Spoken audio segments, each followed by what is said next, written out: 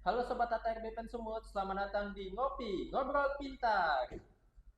Perkenalkan, nama saya Hendri dan di samping saya sudah ada ibu yang sangat luar biasa, yaitu Ibu Khaironisa selaku Kepala Bidang Pengadaan Tanah dan Pengembangan Kantor Wilayah BPN Provinsi Sumatera Utara. Sebelumnya Bu, kami ingin bertanya nih Bu tentang bidang pengadaan tanah dan pengembangan. Itu tentang apa ya Bu? Baiklah Hendri, pengadaan tanah dan pengembangan itu sebenarnya seluruh pembangunan pastinya membutuhkan tanah atau lahan untuk mendirikan bangunan tersebut.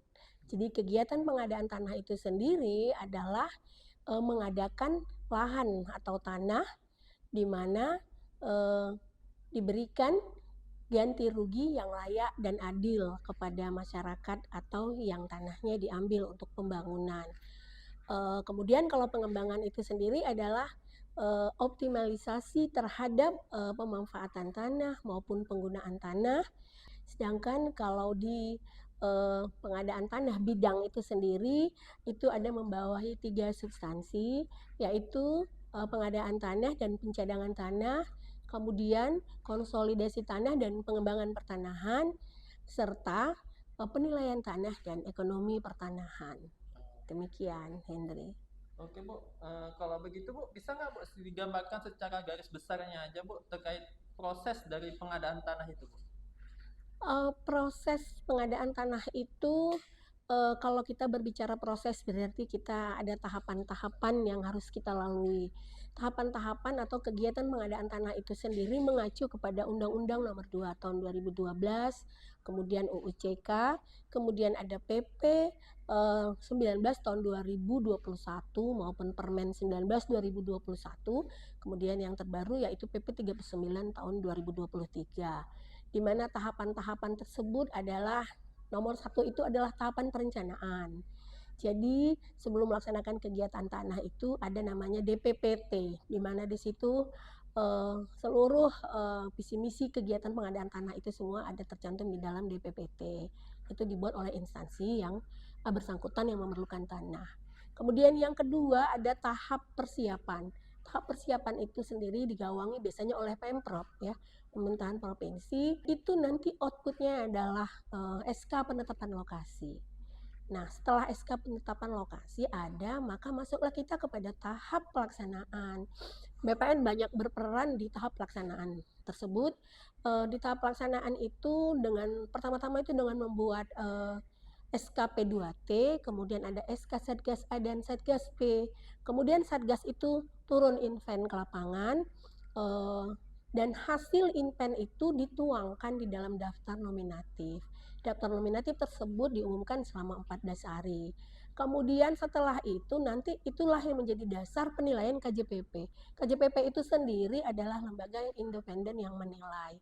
Kemudian setelah dinilai oleh KJPP dilaksanakan nanti musyawarah bentuk ganti kerugian maupun nilainya. Apabila semua sudah setuju, itu nanti akan diberikan ganti kerugiannya kepada masyarakat penerima. Nah, setelah diberikan ganti kerugian, tahap pelaksanaan itu berarti selesai. Masuklah kepada tahapan yang terakhir, yaitu tahapan penyerahan hasil. Nah, setelah tahapan penyerahan hasil, maka selesailah rangkaian kegiatan dari pengadaan tanah tersebut dan nanti berakhir dengan setelah diserahkan berita acara penyerahan hasil kepada instansi yang memerlukan tanah, kemudian nanti instansi yang memerlukan tanah mensertifikatkan tanah yang telah diganti kerugiannya tersebut ke instansi mereka. Demikian, Hendri. Ya Bu, terima kasih. Kalau begitu Bu, ada nggak Bu beberapa yang Ibu sampaikan terkait motivasi untuk teman-teman yang ada di bidang pengadaan tanah dan pengembangan ini Bu? Baik, motivasi dan sekaligus harapan ya, mungkin bukan hanya kepada teman-teman, untuk diri sendiri juga. Eh, Kegiatan pengadaan tanah ini secara keseluruhan adalah kegiatan yang sangat kompleks, melibatkan beberapa instansi terkait dan lain sebagainya. Eh, Artinya di dalam mengerjakan itu kita harus tetap melaksanakan atau mengedepankan prinsip kehati-hatian. Karena nanti ini ujungnya akan mengeluarkan uang negara. Kalau kita tidak hati-hati, ada kesalahan, takutnya bersifat fatal yang akan merugikan diri kita sendiri juga. Jadi tetaplah semangat teman-teman di pengadaan. kalau Ibu Dirjen kita dan yang lain-lain itu selalu bilang punggawa pengadaan tanah. Jadi tetaplah kita bersemangat, tetap berbangga hati telah menjadi bagian dari pengadaan tanah ini yang harus kita jalankan sebagai sarana untuk mengabdi di lembaga ini. Saran saya, harapan ya, lebih tepat harapan ada perlindungan hukum yang lebih lagi terhadap teman-teman yang di pengadaan tanah ini. Tetap semangat, dimanapun berada, dimanapun ditempatkan, buatlah yang terbaik untuk lembaga ini. Itu mungkin harapannya.